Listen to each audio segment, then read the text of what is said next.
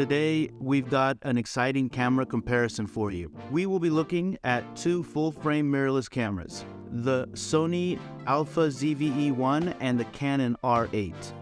Stay all the way to the end where I will share what camera I think is best for you.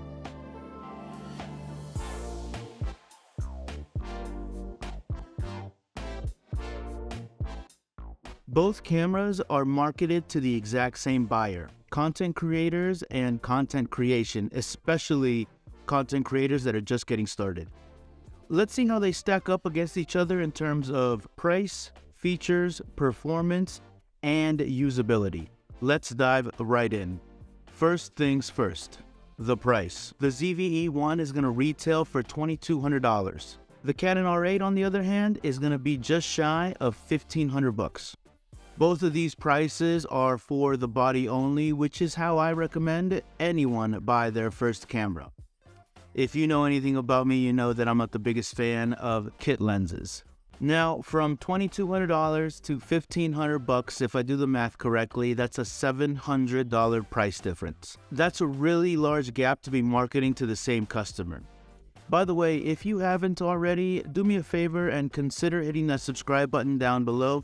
I post weekly videos about all things camera and gear reviews so that you can make informed purchasing decisions with your hard-earned money. I also post beginner-friendly tutorials so that you learn how to use your gear and get the most out of your camera. Alright, let's quickly go over the main features of each camera. The Sony Alpha ZV-E1 boasts a 12.1 megapixel full-frame sensor, while the Canon EOS R8 features a 24.2 megapixel full-frame sensor.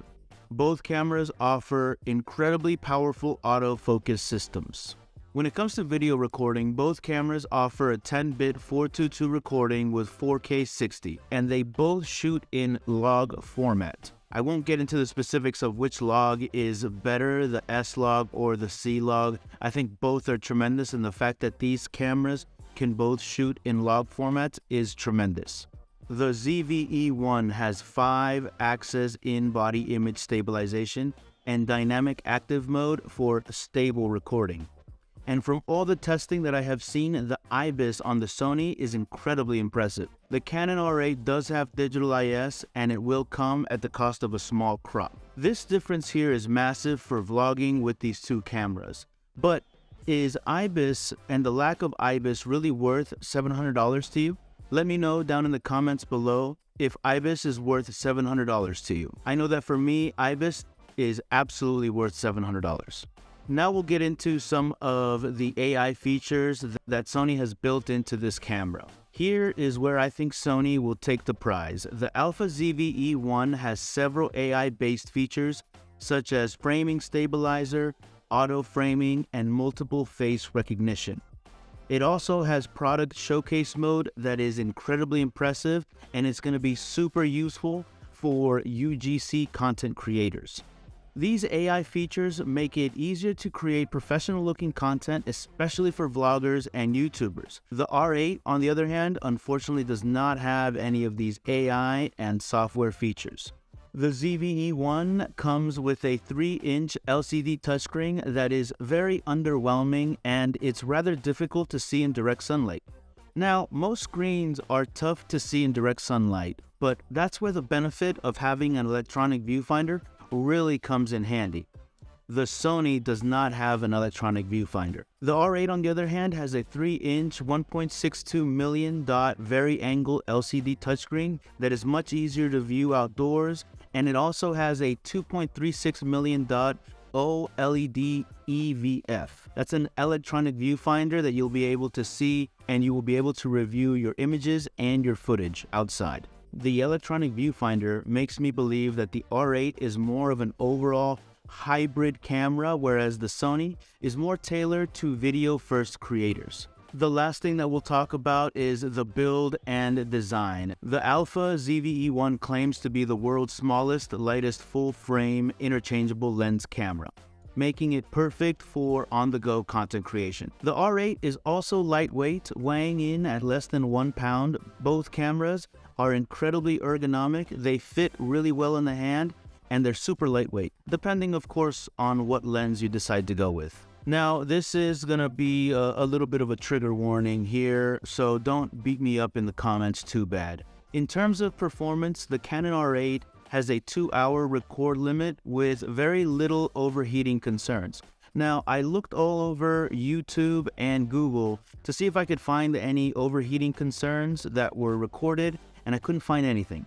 Now, regarding the Sony ZV-E1, it does have overheating concerns when recording continuously. Now, I have to say that now that I'm getting more into video creation, the record limit is not as limiting as you may think. Depending on what you want to film and your filming style, the overheating really shouldn't be that big of a factor for either of these cameras. So, which camera is right for you and which system do I believe that you should get? I think that the AI tech in the Sony camera is absolutely fascinating and it's incredibly powerful. Depending on whether it's within your budget, the winner in this comparison is going to be the Sony. I would personally get this camera with a 24mm prime or a 16mm prime over the Canon. The AI tech in the Sony camera is incredible for content creation and UGC creators.